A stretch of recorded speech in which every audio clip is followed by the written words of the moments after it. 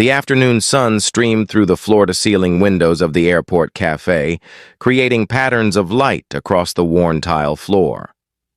Jessica Harper sat at a small table near the gate area, nursing a coffee she couldn't really afford, while her 7-year-old daughter Maya slept against her shoulder, exhausted from their early morning start. At 34, Jessica had learned to find moments of rest wherever she could. The past 5 years as a single mother had taught her resilience born of necessity, working 2 jobs while raising Maya alone after her ex-husband had left when their daughter was 2. This trip to visit her sister in Seattle was the first vacation they had taken in 3 years.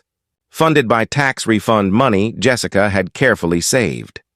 As she adjusted Maya's position to ease the weight on her arm, Jessica's attention was caught by a man walking past, carrying a leather messenger bag and expensive-looking luggage. Something about his profile made her breath catch. Ethan? The name escaped before she could stop herself. The man stopped and turned, and Jessica found herself looking into eyes she hadn't seen in 12 years. Ethan Cole, her first love from college, stood before her looking simultaneously familiar and completely transformed. "Jessica," Ethan said, recognition and surprise mingling in his expression. "I can't believe it's really you." At 35, Ethan had the polished appearance of someone who lived in boardrooms and luxury hotels. His white dress shirt was perfectly pressed, his dark jeans designer, and everything about him spoke of success and affluence. What Jessica didn't yet know was that Ethan was the CEO of Cole Digital Solutions, a tech company he had built from nothing into a business worth hundreds of millions. "Hi," Jessica managed, acutely aware of her own worn jeans and faded shirt, the visible exhaustion in her face, and the sleeping child against her shoulder. "It's been a long time." 12 years, Ethan said, his eyes taking in the sleeping child. "Is this your daughter?" "Maya," Jessica confirmed, gently stroking her daughter's hair. "She's 7. An awkward silence fell as both processed the unexpected reunion. Their relationship had ended during their senior year of college, a painful breakup that had resulted from diverging life paths and young people's inability to communicate through differences. "Can I sit?" Ethan asked, gesturing to the chair across from her. Jessica nodded, and Ethan settled into the seat, his expensive bag placed carefully beside him. "You look tired," Ethan said, then immediately winced at his own words. "I'm sorry that came out wrong. I just mean, you look like you could use some rest." Jessica managed a small smile. "Single parenting will do that to you. We've been up since 4 this morning to catch our flight." "Where are you headed?" "Seattle to visit my sister. It's Maya's first time on a plane." Jessica felt the gap between their lives stretching wider with every word. Here she was, celebrating a basic vacation funded by tax returns, while Ethan looked like he could buy first-class tickets without checking his bank balance. "I'm heading to Seattle too, actually," Ethan said. "Business meeting." He paused, seeming to wrestle with what to say next. "Jessica, I know this is awkward, but would you like to catch up properly? Maybe we could share a cab from the airport, grab coffee or something?" Jessica hesitated, pride warring with curiosity. "Ethan, I appreciate the offer, but I should be honest with you. I'm not in a place to do expensive coffee shops or fancy restaurants. My sister is picking us up and our budget is pretty tight." Ethan's expression shifted, showing something that looked like shame. "Jessica, I wasn't trying to show off or make you uncomfortable. When I saw you, all I could think was how much I've wondered over the years what happened to you." He looked down at his hands. "Can I be honest with you about something?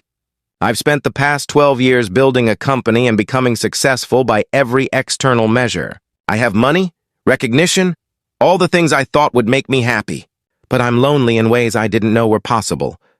The admission surprised Jessica with its vulnerability. "What do you mean?" "I mean that I've been so focused on business success that I never built real relationships. I dated people who were interested in what I could provide rather than who I was. I lost touch with old friends because I was always working. And lately I've been realizing that all the money in the world doesn't fill the space where genuine human connection should be." Maya stirred against Jessica's shoulder, and Ethan's expression softened as he watched the little girl resettle. "You have something I don't," Ethan said quietly. Someone who loves you unconditionally, who you're building a real life with. That matters more than any business deal I've ever closed. Jessica felt her defensive walls begin to lower slightly. Ethan, being a single parent is incredibly hard. I'm not going to romanticize my situation just because you're feeling lonely. Maya is my world. But that doesn't mean I don't struggle with exhaustion, money stress, and wondering if I'm doing enough for her. I didn't mean to diminish what you're going through, Ethan said quickly. I can see you're tired and that things are difficult. I'm just saying that even in the hardship, you have something real and meaningful. I've spent years chasing success that increasingly feels hollow. Their conversation was interrupted by boarding announcements, and Jessica realized they were on the same flight. What seat are you in? Ethan asked. Jessica checked her boarding pass. 32B, back of the plane in the middle seat. Ethan looked at his own ticket. I'm in first class. Jessica, this might sound strange, but would you let me upgrade you and Maya to sit with me? Not as charity, but because I'd genuinely like to spend the flight talking to someone who knew me before all of this happened. Jessica's immediate instinct was to refuse, but Maya chose that moment to wake up and look around with sleepy confusion. Mommy, is it time to get on the plane? The little girl asked. Soon, sweetheart, Jessica said, then made a decision that surprised herself. Maya, this is an old friend of Mommy's from college. His name is Ethan. Hi, Maya, Ethan said with genuine warmth. I hear this is your first time flying. Would you and your mom like to sit in the special seats at the front of the plane with me? They're more comfortable, and you get to see everything better.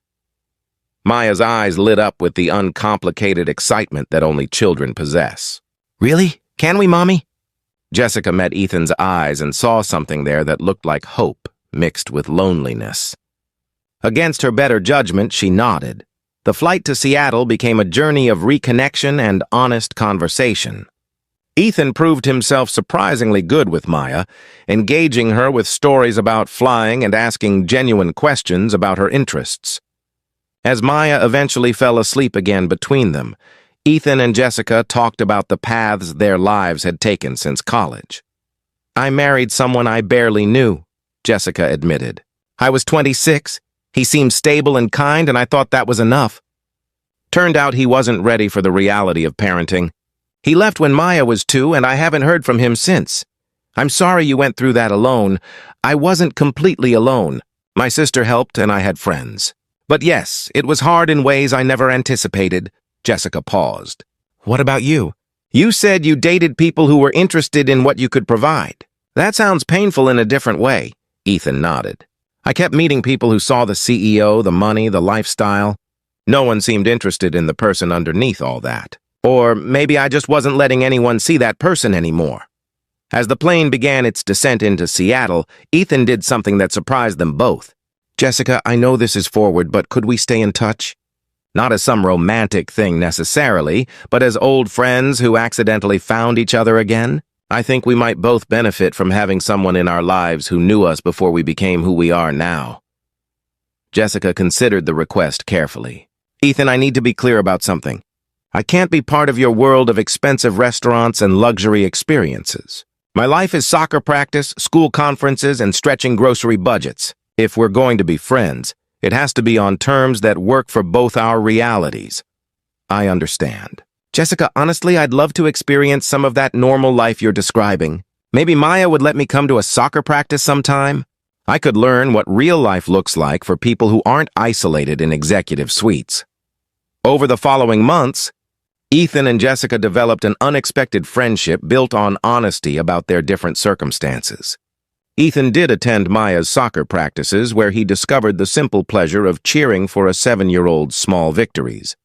Jessica occasionally allowed him to help with expenses, but always in ways that felt like mutual exchange rather than charity.